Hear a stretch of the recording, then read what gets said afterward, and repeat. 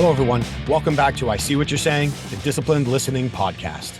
I'm Michael Reddington, and today it is my pleasure to introduce our next guest, Julie Brown. Julie is a networking expert. She is a business owner, speaker, author of the book, This Shit Works, and host of the podcast under the same name, This Shit Works. She's an amazing person with so much energy, so much passion for what she does, and so many great lessons to share with all of us.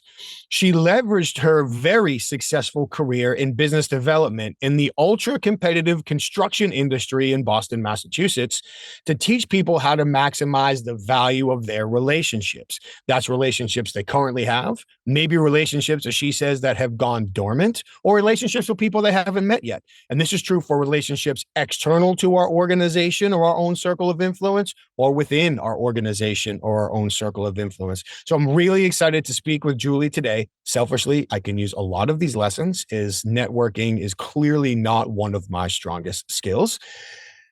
Go through what she has been teaching, some new work that she's building, and she's going to start teaching very shortly. So I'm very, very excited for this conversation with Julie today. Before we go further, I want to make sure we thank our sponsors. Of course, we start with HumanTel. Please head over to humantel.com and enter the code Inquasive25 for 25% off industry-leading, best-in-class, self-paced online training to understand how to identify when people's emotions are changing during the course of your conversations. The ability to identify this will unlock new opportunities to build rapport, find value, avoid confrontation, make agreements, keep you and your family safe. It is very, very well worth taking the training. I promise I've done it all. I personally vouch for it. That's humantel.com. The code's Inquasive25. Please also head over to Emotional Intelligence Magazine at ei-magazine.com and explore their ever-growing list of emotional intelligence resources, from books to articles to blogs to podcasts to other interviews to online programs to group programs to in-person. They have so much going on over there. Check out Emotional Intelligence Magazine. And yes, for all of the professional interviewers who are listening, please head over to the International Association of Interviewers at certifiedinterviewer.com. Please check out all of their resources that they have available for elite interviewers. The legal updates, the peer-to-peer networking, the online events, the in-person events, all the benefits that they have over there. Please check it out. And while you're there, of course, please explore the Certified Forensic Interviewer designation and see if it's right for you. It's been a big part of my career and my journey. I highly recommend it. See if it is right for you and if you qualify at this point in time in your career as well. So that's certifiedinterviewer.com for the International Association of Interviewers and the Certified Forensic Interviewer designation. Thank you all so much for joining us once again, taking the time to listen to another amazing conversation. And without further ado, I introduce to you, Julie Brown. Good morning, Julie. It is so great to see you again, and I cannot thank you enough for taking the time to come here today and talk with us. Thank you so much. Well, we are talking about my number one favorite thing in the entire world. So thanks for having me on. My pleasure. My pleasure. Happy to give you the opportunity. And I got to say this early for people that are listening and may not know, but we initially met when you had me on your podcast, Correct. Appropriately entitled This Shit Works. And I love the conversation. And now I'm super thrilled that we have the opportunity to flip the script a little bit and talk about networking and share all of your expertise with our audience, because it is a facet of communication that is very important for all of us. And one that for many of us, myself included, hand up, we're not super comfortable with or don't really look forward to. So I'm really, really happy to have the opportunity to talk with you today. Well, let's get going. Let's do it. So let me ask you, I ask everybody probably the most obvious question right out of the gate. Help us with a little bit of context. You are the networking expert that we know today, but what led you, I guess the Cliff Notes version of your journey, what led you to this point into this area of expertise?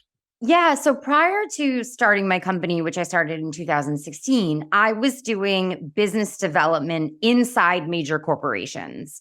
And so as a business developer, trying to bring in, so I worked in the architecture and construction industry. So I was trying to bring in new business for either the architecture firm I worked at or the construction firm I worked at. And all of that business I brought in over relationship building, by relationship building. So I was very strategic about it. The problem with networking is people think it's not strategic. It's very strategic. So I was strategic and I knew who I wanted to be my clients. I knew who were already my clients that I wanted to make sure they stayed my clients. And I was very strategic about building relationships deepening relationships with my existing clients and building new relationships that would lead to those people becoming my clients. And I got a reputation for being one of the best business developers in Boston. I'm from Boston. I work in Boston. So being one of the best business developers in Boston. And when I went out on my own as a consultant, I started as a business development consultant saying, okay, there are a number of firms who would love to have business development people on staff, but were rather expensive. So what if I was a fractional business developer? So I had a number of different clients and I was doing fractional business development. And that's when I started getting asked by companies and organizations if I could just talk about what I was doing, if I could teach their staff how to build relationships, how to know who to talk to, how to keep on top of things and in touch with people. And that's when I realized, I was like, oh, they just want me to teach networking. I wasn't calling it networking prior to that. I was just calling it relationship building and being very strategic. But it was networking. It was building a network of people who were invested in my success. And so that's when I started talking about networking and being termed, and then terming myself a networking expert, which led me to, the book is 3 years old. So I wrote a networking book 3 years ago. So it all came from just being really, really good at what I was doing, not even realizing, oh, I'm a networking expert at the time. Well, it's a great story, but it's not just being really, really good at what you were doing. It's being really good at it, but also being able to connect the dots for other people to learn from. Exactly. And that is another skill set. That's another level of realization. And not a lot of people can transition being good at something into teaching and supporting other people to being good at it as well. So we should acknowledge that, besides just saying, well, I was really good, so I started doing this other thing too. I don't think the teaching came naturally for me. I think I stumbled on that a little bit because everybody has different levels of comfort with networking. And I was only looking at it from my level of comfort, which is I'm extremely comfortable walking into rooms where I don't know anybody and introducing myself and having conversations and following up. It took me, I had a learning curve to say, okay, but not everybody is comfortable doing that. So I actually had to go back and think, okay, well, what if I wasn't comfortable doing it this way? How would I approach it if I wasn't okay doing this? And that made me a better networker and obviously a better coach, because now I can coach all different kinds of people who are really comfortable doing it to people who are like, I absolutely would rather vomit in my hands and clap than network. So what a great analogy. Well, let's start there, because I think people assume, for me, and this is about me, I think people assume because of what I do, similar to you out in the public, giving presentations and teaching and whatnot, that I must be great at networking and love being at events and love doing these things. For me personally, you give me a room full of people and something to teach, get out of the way, we're good. It's under control. Yeah. You get me at a registration table and put a name tag on me and say, go make friends. I'll be at the guy at the bar, drinking a Guinness, telling myself entertaining stories about the people I'm sizing up, but having zero conversations with. And it's not so much that I'm introverted. It's more like I'm antisocial. So there's a big gap for me to have to cross there. And earlier you touched on so many things that are important for relationship building. It's not just the networking, but it's knowing who to speak with, what to speak about. Following up is another big one. Yep. Honestly, that's a ball that I drop sometimes. So if we were going to start with the people who struggle with networking, and I'm going to put myself firmly in that group, what are the biggest opportunities we can capitalize on to start building these relationships with people who will invest in our success? Okay, so I think the first step is understanding why you should be doing it, because I'm not going to convince anybody to network if they don't understand why they should be. And I will say, networking creates competitive advantages, full stop. And for your female listeners, studies show that one of the single biggest limiting factors for women in business is lack of a network. And so I hope those 2 points are enough to say, okay, this is something I actually should learn how to do and should invest time in, because I can't make you do it if you don't see the value in it. So people who are uncomfortable doing it or don't know where to start, I always tell them to start where they already are. And what I mean by that is we have an antiquated way of looking at networks, where networks, people think of it as, okay, a network is the people I know for business or whatever industry I'm in. And that's a very antiquated way of looking at the networking paradigm, where we're sort of the center and it's everybody in our industry and everybody already knows everybody. That's a very antiquated way of looking at it. A better way of looking at it is every single person I know is part of my network in one way or another. So I would tell your listeners to just make a list of everybody they already know. So no matter what age you are, it's you have family, you have friends of family, you have probably alumni groups. You probably went to college somewhere. You probably have an alumni group that you can tap into. You have colleagues that you work with now, or you have past colleagues that you used to work with. So just make a list of all of the people that you know.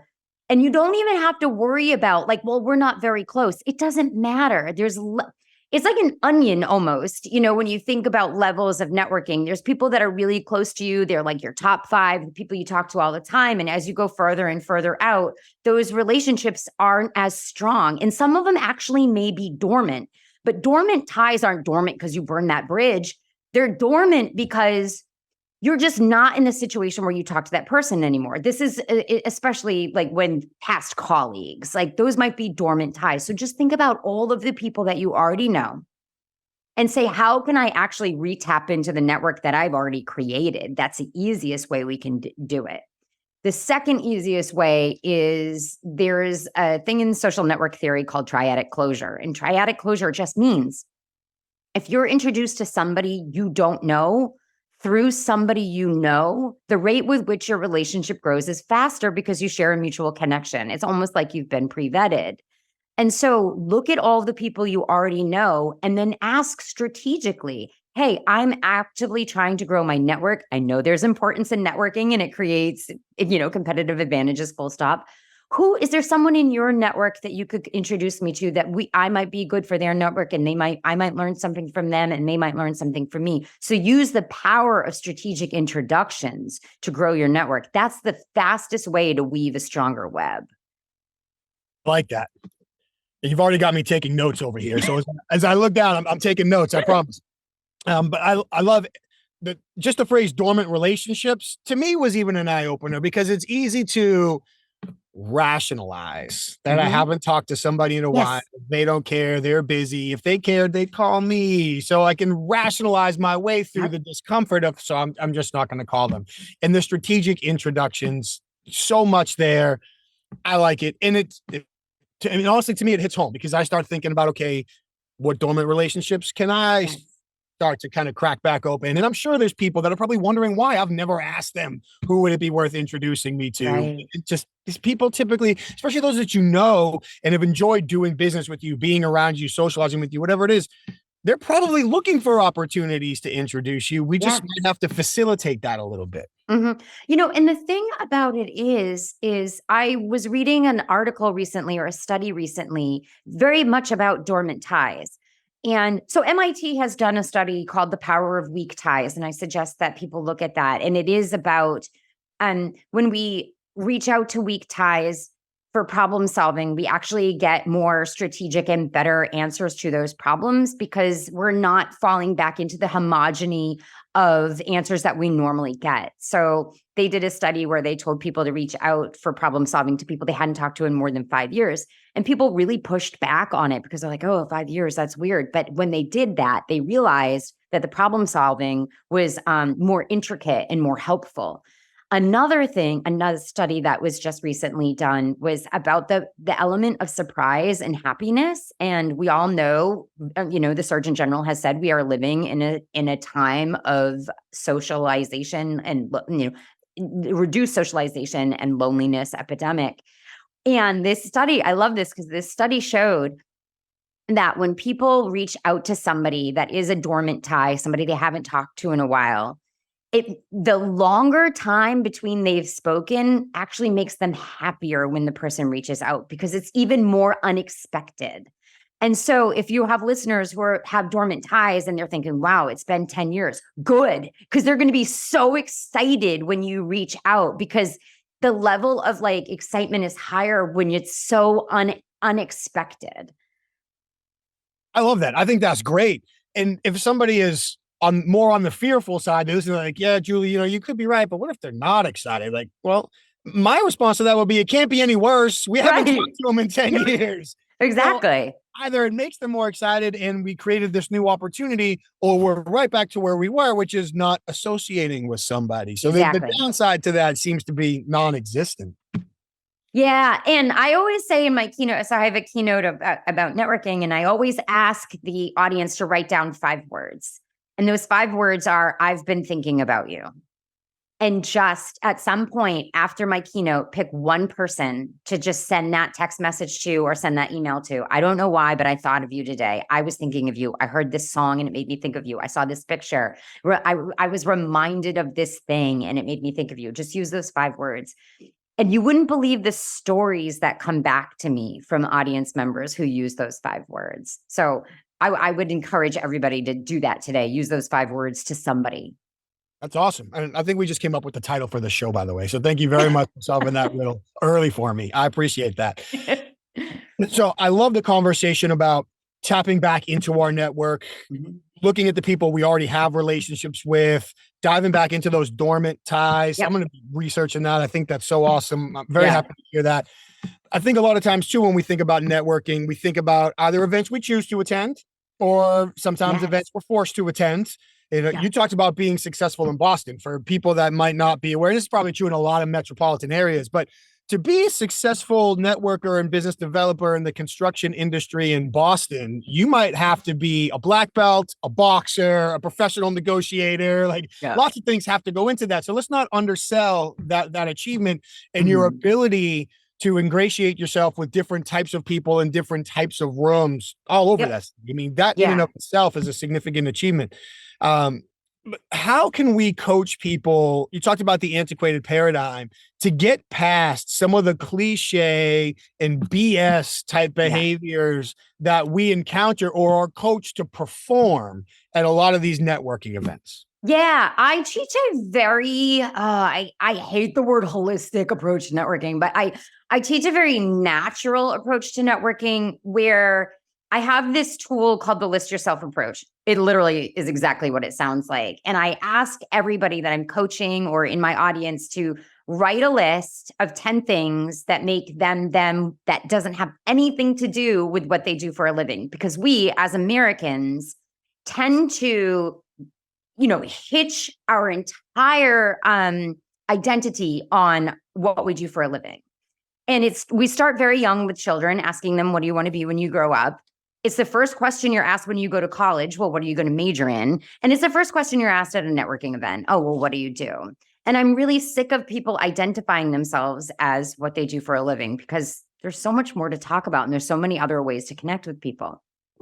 So this list yourself approach is like, okay, I'm going to make a list of 10 things that make me in my big, beautiful life that I've created that have nothing to do with what I do for a living. So for example, I'll just give you a couple of mine. So, I'm a dog mom. I rescue dogs. I'm a skier. I'm a mountain biker. I really love bourbon. I'm addicted to my Peloton. I love true crime podcasts or anything true crime. Anyways, fun fact, 68% of true crime watchers and readers and listeners are women.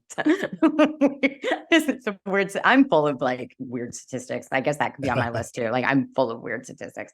I'm a world traveler. All of that paints a picture of who I am that has nothing to do with what I do for a living.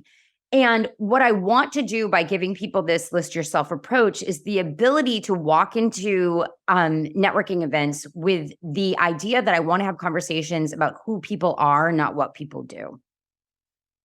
And what you can do when you make this list yourself approach is you can look at it and you say, okay, I can turn this list into what I call dopamine inducing questions.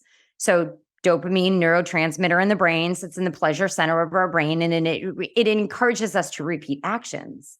And there are certain questions that you can ask that elicit a dopamine spike in the brain of the person you're talking to. And so those questions based on my list would be something to the effect of, I don't like to ask people if they have children because I don't have children. And then it's this weird conversation about, well, why don't you have children? You've been married for 20 years. So I don't ask about children, but I do ask about pets, and a lot of times I'll just see somebody's screen. You can see my screen for your listeners. This is obviously pictures of my dogs. People will say, oh my God, let me see your dogs. I go, oh, do you have to? All the dog parents find each other at networking events. Do you have dogs?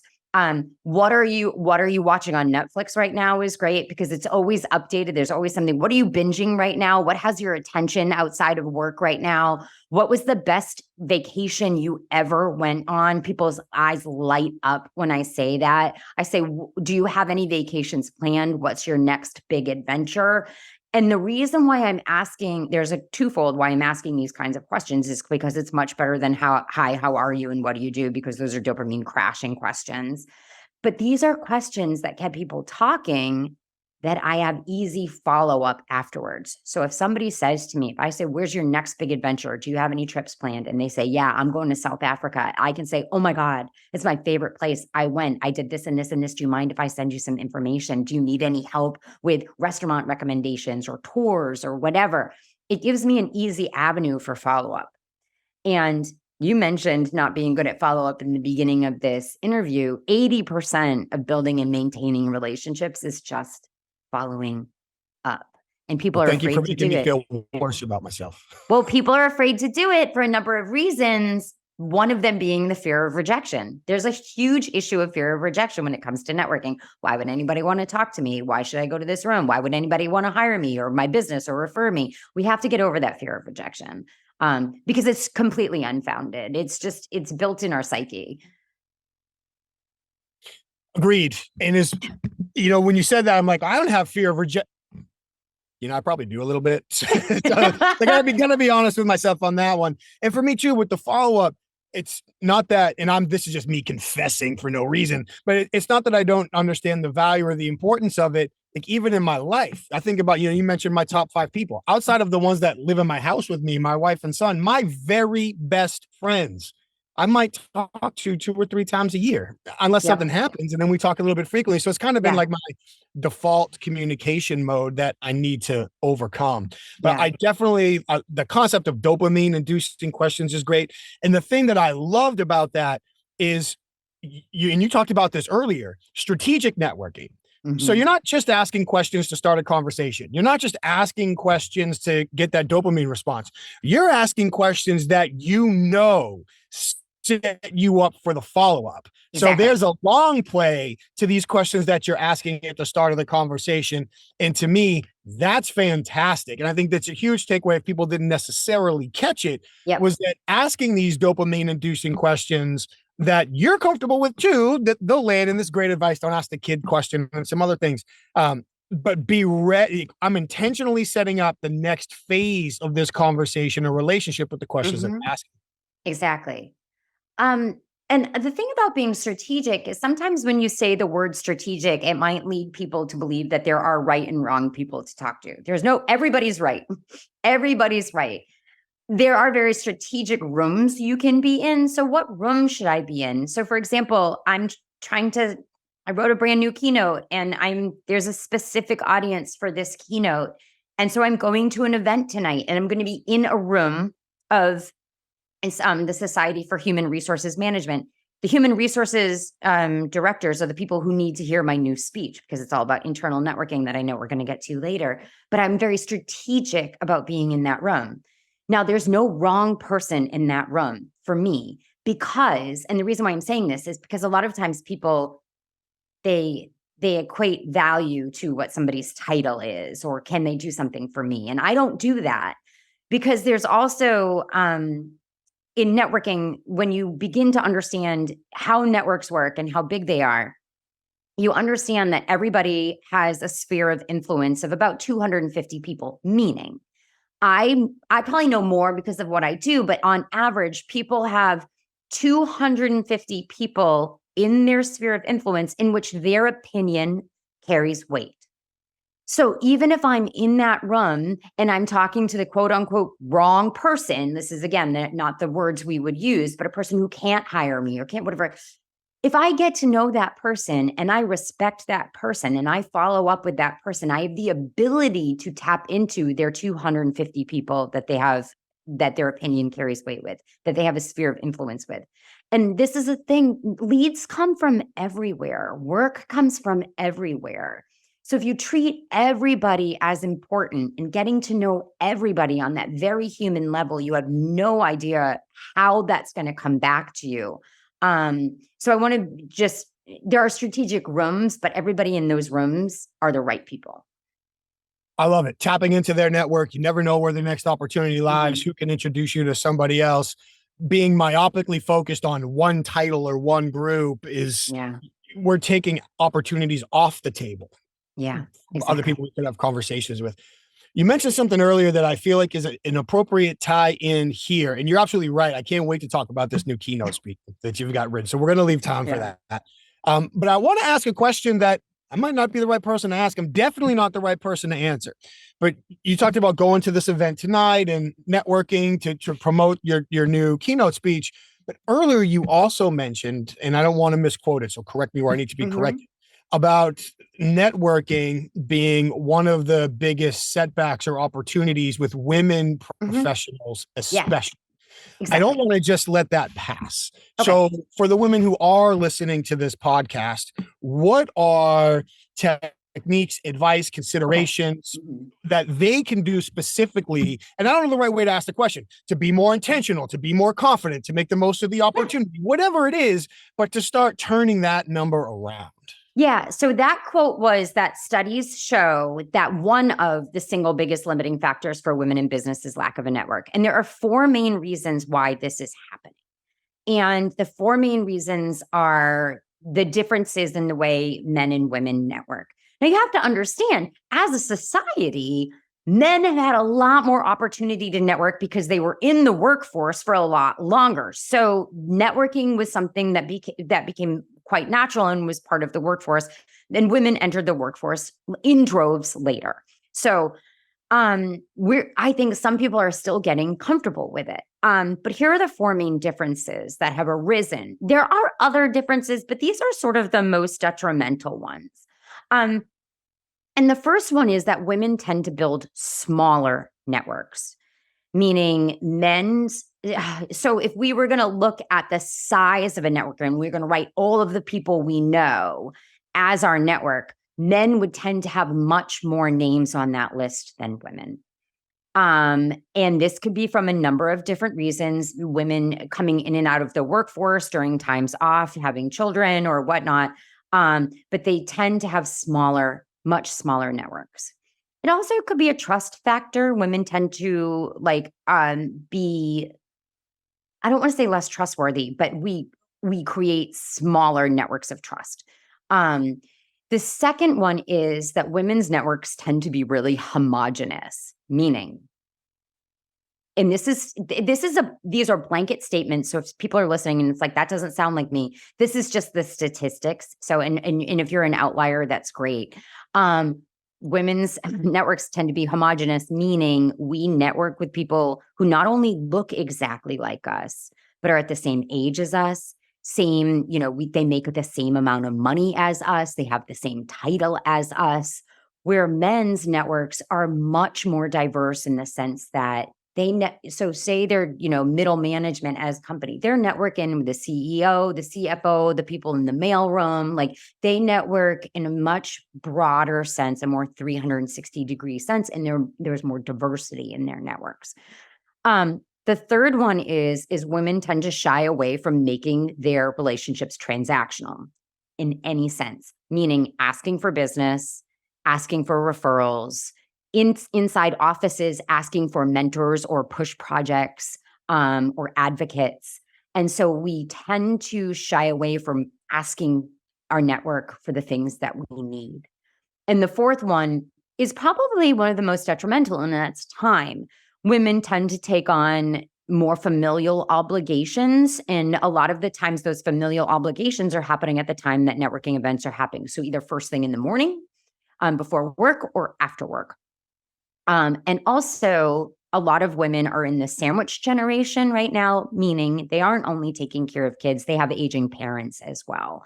So, and this was exacerbated during COVID, where we saw a number of women actually leaving the workforce because of homeschooling and having children home from school and needing to be the one home from. And even if the women were making more money than their male partner, they were the ones who stayed home. So that time thing is a really, really big issue. Oh, and I want to reinforce your point about the statistics and the standards, and people can fall anywhere on that continuum. Some might apply more than others or not at all.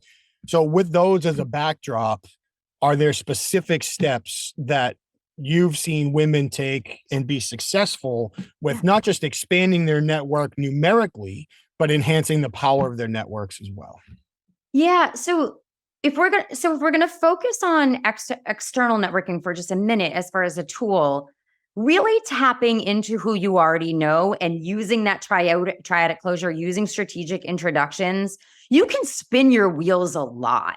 Like if you don't know, I mean, I think what you have to understand is if you don't know who you want to know, if you don't do your research and say, hey, this is the person within this company that I want to be connected to, you could spin your wheels for a long time trying to get to, and again, I'm going to use the word right, but there's no right or wrong people, but there's right people for your strategy for who you're going after. So be very strategic. Say, these are the people I want to meet. These are the circles I want to be in. This is the board I want to be on. This is the committee I want to be on. This is the organization I want to be involved in. And be very strategic about your time. We are never going to find more time. Okay. We got 24 hours a day. We're never going to find more time. So let's be very strategic about our time. Also, another thing is, I want to unpack that a little because I put a lot there. So yes, use strategic introductions, ask your existing network for strategic introductions, make a list of who you want to be connected to, what are your potential clients, how you can get in there, who are the power players there, make your list, do your research on them to see how you can connect. And then as far as organizations are a huge tool to be able to get on committees, to be on committees with people, like-minded and different people, getting on boards. We all know the statistic that like 84% of board members are white men. So if we don't get on committees then we don't get on boards. So being very strategic about this is what I'm in, as far as what I do, this is what I'm really, really interested in and want to invest my time in and start getting placed on boards that way. Another thing is networking doesn't have to happen in a networking event. And I always say you have to find time to network. There is time in your commute. So say you drop the kids off at school and then you have a 10-minute time period where you're driving to work. Or if you're in Boston and you're in like a ton of traffic like me, it's 45 minutes to get into the office. Well, instead of listening to a true crime podcast, which everybody loves, I'm one of those people too, or listening to Sirius XM or Howard Stern or whatever, pick up the phone. You have that list of people. So pick up the phone and every day say, I'm going to reconnect with one person. I'm going to call. I'm going to leave a message. If I'm going to have an ABC. If A doesn't answer, I'm going to call B. If B doesn't answer, I'm going to call C. But I'm going to leave messages. There's so much found time when you think about not wasting time. How much time do you spend going through TikTok or Instagram or whatever, where you just, oh my God, it was just 15 minutes. Like you could have had a 15-minute conversation. So I'm very mindful of where I can find time to network, because networking is just reaching out to people and strengthening relationships. It doesn't have to be in an event.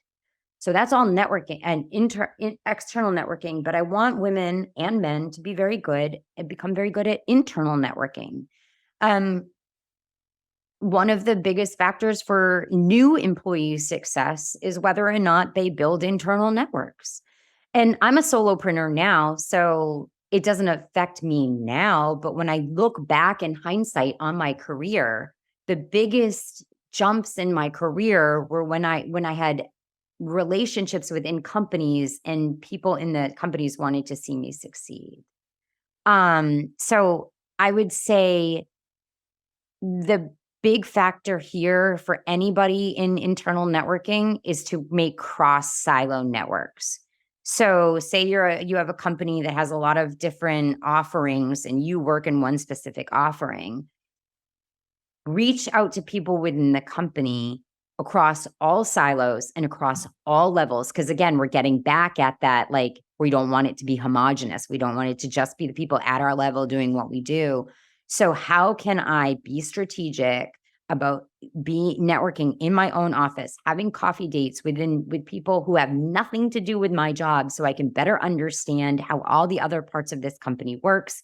I can figure out skill gap coverages because I know people, and I can say, hey, this person can have, oh, you didn't know that person did that. Like, getting to know your colleagues across silos is one of the huge factors for success. And ladies and gentlemen, if you didn't pick up on that, that is what we call a professional pivot. So very, very, very well done. You know what, Mike? I'm going to answer this question, but I'm going to get to what I want to talk about too. I want to talk about it all. I want to talk about it all. We talked about, and by the way, you showed your picture of your dogs before, but for those of you who are watching the video of this conversation, your dogs have introduced themselves several times in the background. Yeah, she unfortunately he passed away. He's in memoriam now. No, I wear him on my wrist in a little spyglass. Okay. But Madeline has come by. Yeah. There's a window there and a window there, and she is squirrel hunting. So I hope she keeps them all out of the yard and lets you know if she kills them in the yard. So then we got that's a little messy. You just got to get her to dump them in somebody else's yard. Yeah. Can you toss them over the fence, Madeline? Can you learn that tool?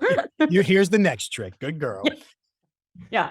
You did a great job. And I'm glad you did, because this is the next place we were going in the conversation to talk about the internal networking as well, and how important that is. Because it is easy for people just to focus on what's important for me, my role, my job, my team, my objective, my bonus, whatever it might be, and not build that network outside of that. So the first thing that you mentioned was the cross silo internal networking, setting up those coffee meetings, filling skill gaps and doing things like that.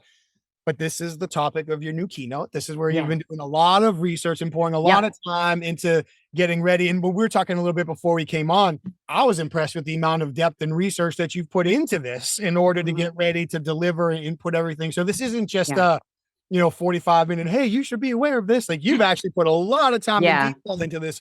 So please walk us through, I mean, a little bit more of why it's important if you feel like it's necessary, but what are some of the things people should really be doing to maximize the power of their internal networks? Yeah. And I'm going to start answering this question the same way I answered the one about the external networking, is why is it important? Because I can't convince you to do it if you don't know it's important. So a couple of things that an overlooked reason why people are successful. It's like they're just starting to do this research, and I love that they're doing it, but an overlooked reason why new hires are successful is the effective building and use of internal networks. So for anybody, for anybody who's transitioned, and this is important too for people who are actually promoted. So the thing that's interesting is we have there's so much to talk about. So we have onboarding for new employees. Okay. Unfortunately, in my research, only 20% of companies actually include internal networking structures or frameworks as part of an onboarding. And what's crazy is also we love to promote from within. We want people to grow within the company, but when people are promoted from within, we actually don't onboard them into their new promotion. Like, it's a whole new level. They might have a whole new team. Why aren't we giving them an onboarding into that new level of where they're at, that new promotion? So that's very interesting. Where I didn't think my research on internal networking was going to take me was into employee happiness and burnout and retention. And that's where it led to. And the startling statistic is that 68% of employees are unhappy with the level of social connection they have with their colleagues. So if 68% of people are unhappy with the level of social connection, why aren't we creating frameworks in which socially connecting is actually part of our work. We're spending a third or more of our life at work. Why aren't leaders saying social connection is an important part of your job? Millennials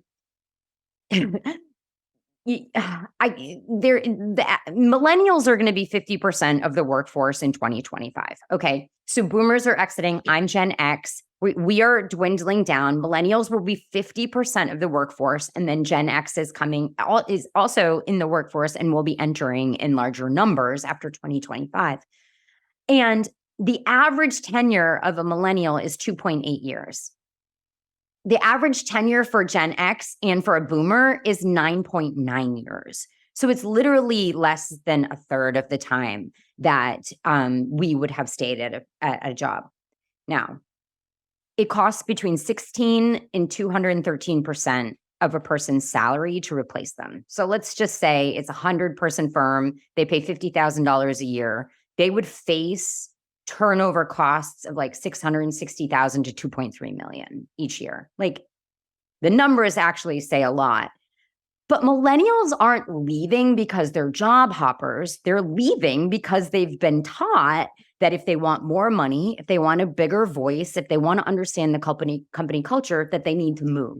So we can combat that. We actually have an opportunity here to restructure the way we look at social interactions in our companies and internal networking and cross-silo communication and team building and, the culture of, inclusion, having employee resource groups for all the myriads of people that we hire. There's a real opportunity here. And if companies don't look at this and start understanding the framework to hone in on this opportunity, it's just going to get worse. We know we have a declining population rate. We know that the population has been declining since the 1970s. And we also know that millennials aren't having kids at the rate that other generations had them. So if you think it's hard to retain talent now or attract new talent now, you just wait, because in another generation, it's going to be even harder. That's a lot of perspective to consider. Yeah. A lot.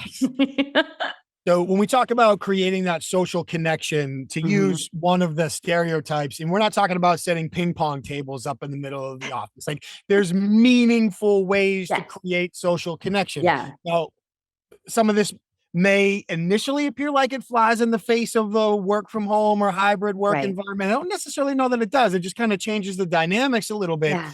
So either in your research or in some of the applications that you've seen or solutions that you've developed, have you found opportunities or ways for organizations to meaningfully begin to develop some of this social connection so they're retaining better employees, and I'm assuming increasing productivity and problem solving and all of those things?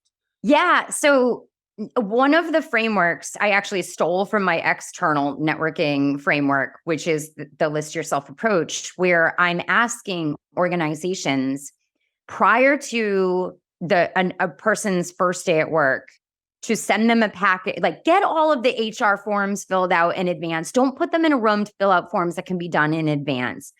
Get to know, send them their swag bag, their vest or their pen or their mug or whatever. But when you're asking them to fill out all of those mundane forms that they have to do, like their bank forms and all of that, have them fill out the thing called the list yourself approach and say, just, hey, we want to get to know you. What are 10 things about you that we don't know? But, oh, here's the thing. Don't mention anything to do with work. Oh, and here's 4 examples of list yourselves from so-and-so at the office. Here's Joe's list. Here's Julie's list. Here's like whatever list. There's no wrong answers. And so when they fill out that list yourself approach, you get this beautiful picture of who they are. And so when you get that picture of who they are, so when you are announcing a new hire to the company, and again, this is virtual or in person, when you're announcing, hey, it's John's first day at the office, and this is who John is. And you can list out all of those things. What happens is people are like, oh my God, I play pickleball too. Oh, I have that kind of dog too, whatever. It starts endearing that person and building that social connection before they even walk through the door. So that when they do walk through the door that first day and you do that walk around the office with your buddy, when they meet people, they're like, oh, hey, I saw on your list that you do this. Like, let's talk about that. It's immediately starting to build that social connection. And it's not too late to do this with your existing employees. I facilitate this at company retreats. I just did this. There's a client I have 7 offices around the country, all remote. They've never met. The 7 offices have never met. So they all came together and I facilitated a list yourself exercise with all the offices.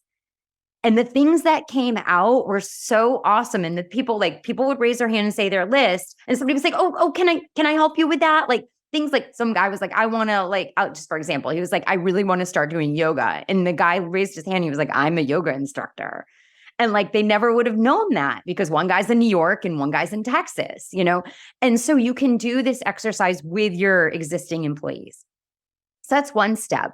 Another step is to actually think about, can we offer employee resource groups? And no matter how big or small your company is, employee resource groups are easy to, you could do a women's group, a young professionals group, an LGBTQIA group, a veterans group, a group for people with disabilities, a mental health group, and encourage people to get involved. And not just your employees, but have a sponsor at the executive level for every single ERG so that the concerns or the needs of that group have somebody at a high level that they can help facilitate, answers to or help for. So those are 2 big ones. The other one is, I kind of alluded to it. If you can just initiate the first coffee connection across silo, what I would suggest is you say, okay, your first week, you are assigned to somebody outside of your silo to have coffee with. And this is how it pinballs from here is based on that conversation, that person you had coffee with suggests the next person you should have coffee with. Ooh. And because it's based off of what you talk about and what you're interested in, who can help you. And so, okay, now we are connecting across silos, but we're also using the power of triadic closure because that person is going to make that introduction for you. And so what's going to happen is you're going to see it, if you could see it graphically, you're going to meet this person, that person's going to connect you here, and that person's going to connect you here. And you are immediately connected all over the company to people you never probably would have talked to if you didn't have this set up. So those are a couple of the ways that you can do it. There are others in the framework, but I'd say those are really, you can do those all virtually or in person. Love the ideas. And if I had to pick, I really like that last idea of the person you have a conversation with suggests the next. Yes. I think that's a fantastic, it's super executable and it's a fantastic idea. Yeah. And I think the companies have to say, this is important. Okay. Explain why it's important, why cross-silo communication and teamwork is important, so that when you get to that person, they don't blow off the coffee or keep rescheduling it or whatever. That this is important. It's 20 minutes of your time. It will make a huge difference. Yeah. And if the senior leaders participate in it as well, it's really hard for me to justify rescheduling this if the CEO, if the CFO is participating as well. Now I've got no excuse. There's no way I can get out of this because the head of the organization, the head of the department, whomever is also participating. So that shuts that right down. Exactly. Yep. And when I'm delivering this keynote for the first time next month at a CFO's conference. So this is all CFOs of construction firms. And that is one of my call to actions. This is not what you tell your employees to do. This is what you become the living, breathing, example of. That's fantastic. I can't wait to hear how it goes, by the way. I know, me too. I hope it doesn't suck. It won't. I can promise you, just by this conversation, I can promise you it won't. So you just brought this up at the beginning of the conversation. We went through it. I feel like you've given us tons of insight. I don't want to steal the whole presentation. Obviously, we want to leave plenty of meat for the CFOs and for you to roll out. But is there one idea or one nugget that came out of your research that we haven't touched on yet that you think might be really important for people to consider? Yeah. So the way I was envisioning this internal networking thing was, I don't know if you've ever seen the movie Everything Everywhere All at Once, but it's about the idea that there are multiverses. And so you make a decision, and so you go into this universe based off of this decision. But if you had made a different decision, there's an alternate universe that lives over here based off the decision that you made. So I was trying to come up with a really fun way of describing that your bottom line, your company's bottom line is based off of hundreds of thousands of decisions made every day that you don't see.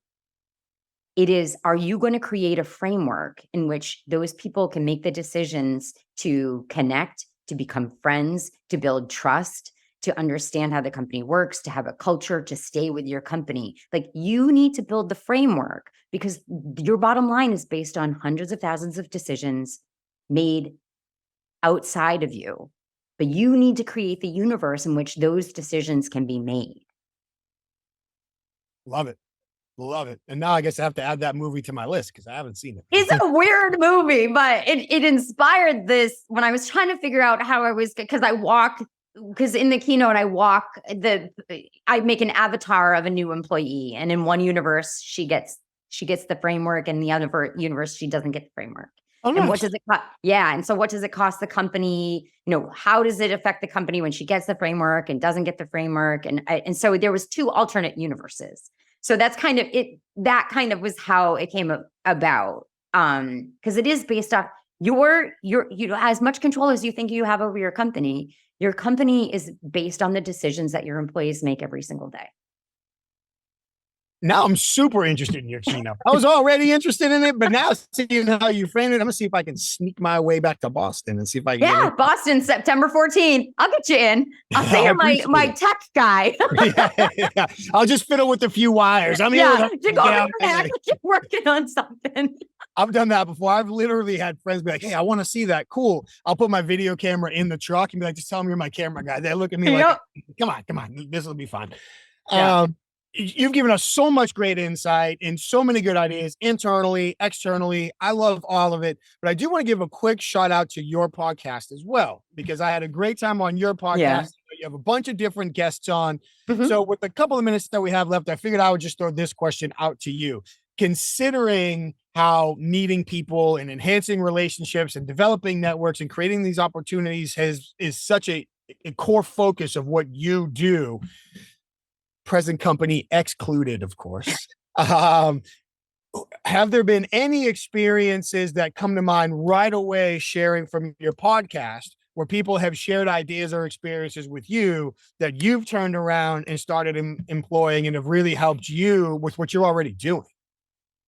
Yeah, I mean, I think the podcast has made me a much better networker in a couple of ways. One, I've gotten to meet so many great people. Like, there's no geography in podcasting. Like, we can be anywhere and I can make friends anywhere and I can keep those relationships. So I think that's one of the things. It's made my network more global. And again, as a woman, we need more diverse networks. I mean, everybody needs more diverse networks, but women in general need more diverse networks. And it's really helped me with that part of my networking.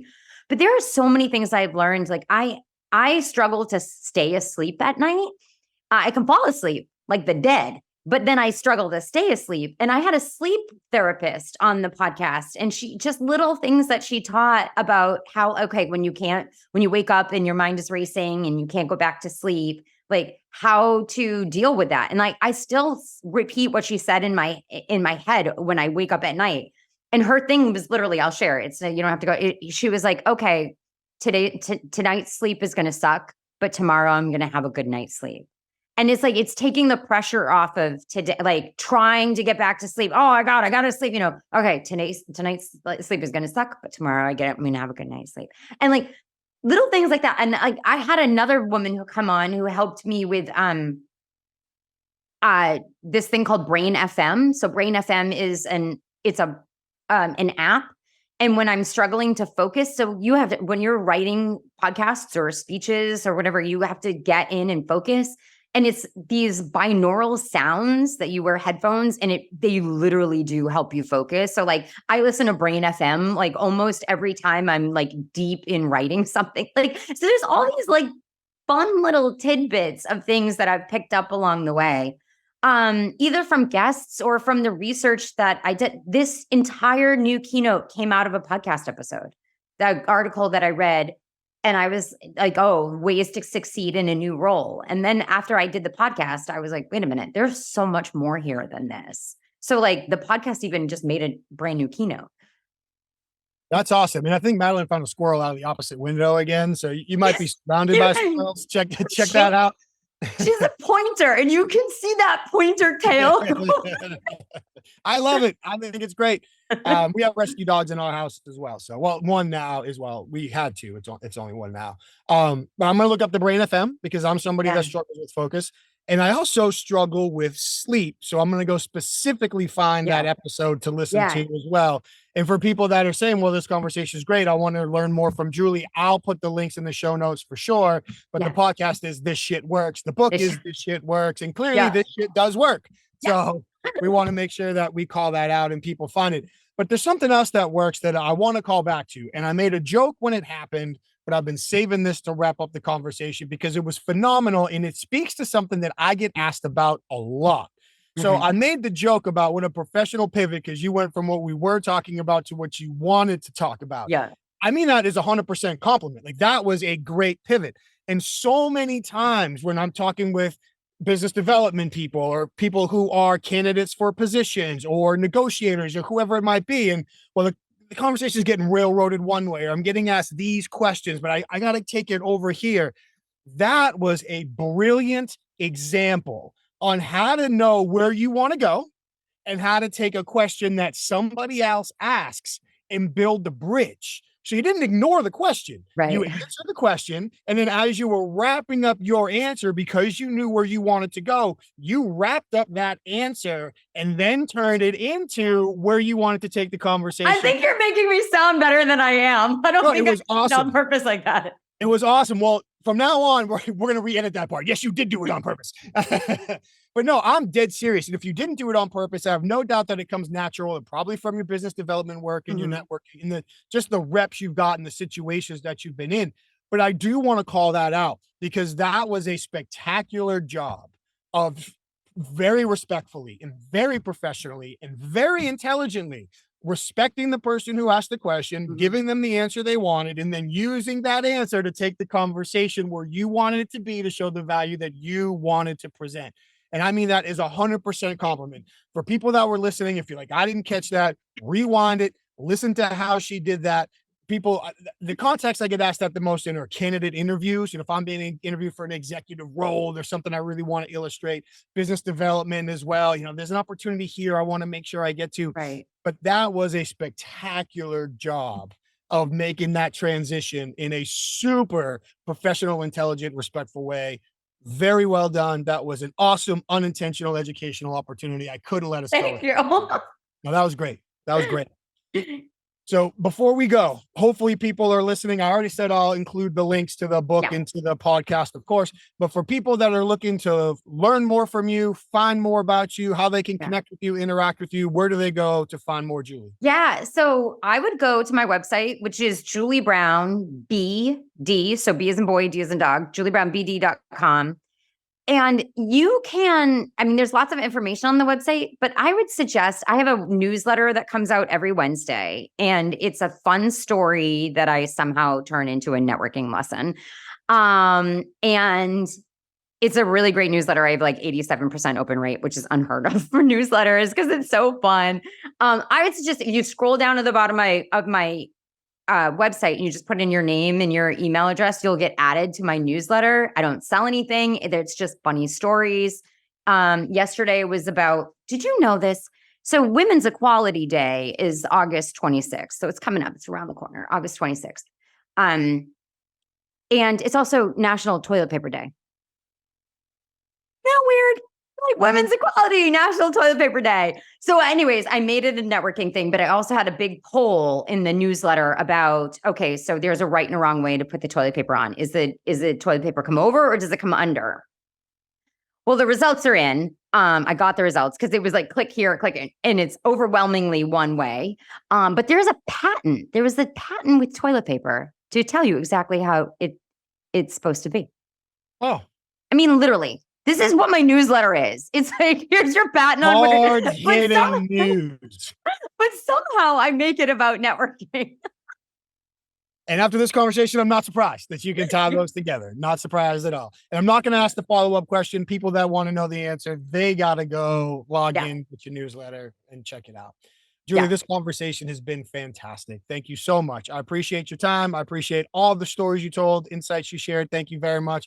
I'll include all the links. Hopefully everybody signs up for that newsletter, hunt you down. And I wish you all of the best with your new keynote. I'm excited to hear how it goes. I'm excited to hear how it goes too. Thank you so much. I look forward to seeing you again soon. I wish you all the best. Take care. Be safe. Thank you. Thanks.